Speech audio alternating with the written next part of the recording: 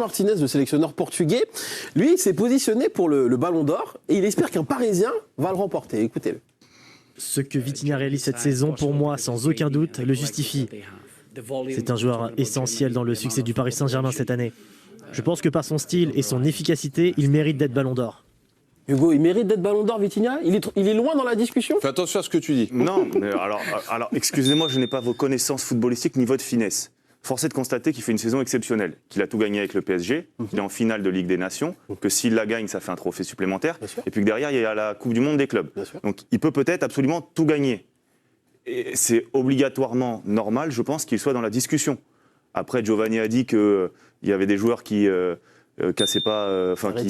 Oui, voilà.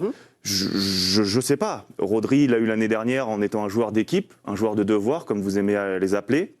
Je crois qu'il fait partie de cette famille de joueurs-là. Mais bon,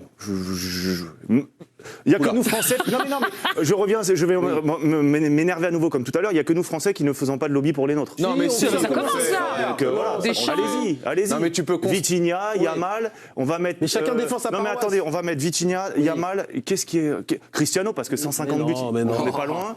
Messi, qui a battu le gardien de but, qui bosse au McDo à Salt Lake City l'hiver dernier. On va lui donner aussi. Écoute, Hugo, écoute Juju. Didier Deschamps, enfin, hier, il a clairement dit ce sera pour Dembélé. Il a tremblé un peu le comme il a sélectionneur mis du temps. espagnol, lui, il s'est positionné pour Lamine Yamal. Chacun joue pour sa paroisse. Mais oui, mais de toute façon, chacun va défendre son joueur parce que t'en as un sous la main et tu peux exister dans le débat du Ballon d'Or. Donc je comprends qu'il parle de Vitinha. Non, mais moi aussi, c'est ce que j'ai dit. J'ai essayé d'être le plus honnête possible. Oui, mais après, il connaît mieux que moi au foot. Après, on sait tous que Vitinha part de beaucoup trop loin. On sait que c'est comme on l'a dit depuis tout à l'heure du lobbying, que les journalistes qui vont voter, forcément, ils sont influencés par ce qu'ils voient. Et Vitinha, c'est pas le premier joueur que tu vois quand tu regardes jouer le PSG, même s'il est extrêmement important. C'est vraiment dommage parce que j'invite les gens à regarder les matchs de Vitinha. Mais c'est un phénomène. Il est incroyable. J'ai rarement vu un milieu de terrain avec une aisance technique et physique comme lui. On va citer des Pedri, mais je pense vraiment qu'il est dans la même veine que ces joueurs-là. C'est-à-dire que le PSG avec lui, c'est pas le même.